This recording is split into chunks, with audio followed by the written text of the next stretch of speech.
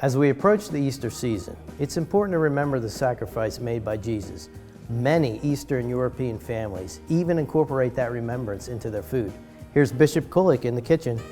As we are in the Lenten season and moving towards Easter, I'm with you to show you how you can make something that's such an important part of the Easter meal, and that is homemade horseradish. Some of you may remember your grandparents or parents making horseradish during Holy Week, especially on Good Friday, going out into the garage and grinding it. And they would do it in the garage or in the basement because the smell would be very strong. Now again, like my Easter cheese recipe of a couple of years ago, we're gonna add a little American modern twist to it. We're gonna make our homemade horseradish today using a food processor. It works faster and it really contains the strong smell of the horseradish. So what we do is just take the horseradish root, and what I do is I cut it into some sections. And then you just peel the horseradish root like you'd peel a potato or any other vegetable.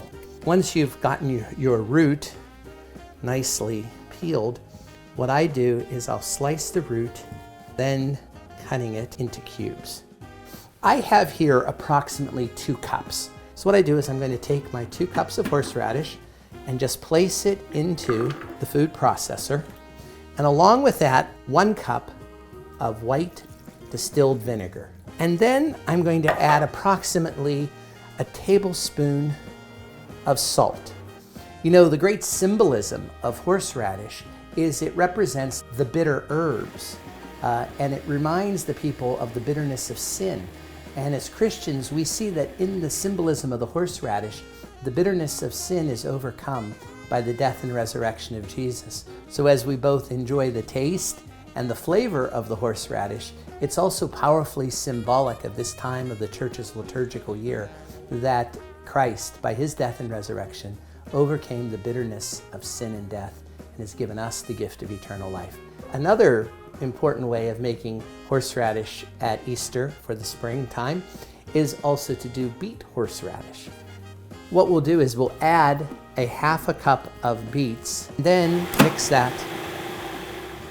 Very, very simple. For our Easter meal, we have plain horseradish and we have horseradish with beets. And of course, you can place your horseradish on anything that you would like, and it really makes it wonderful. I'm going to take some of the beet horseradish here and just put it right on the kielbasa. Oh my, is that good. So as we're moving steadily through our Lenten journey and as we are anticipating the celebration of the Paschal Mystery with the Sacred Triduum and Easter, I hope that this recipe for horseradish is something you can incorporate into the meals of Easter or even into your Easter basket or the blessing of food at Easter. I wish each and every one of you a very blessed and happy Easter.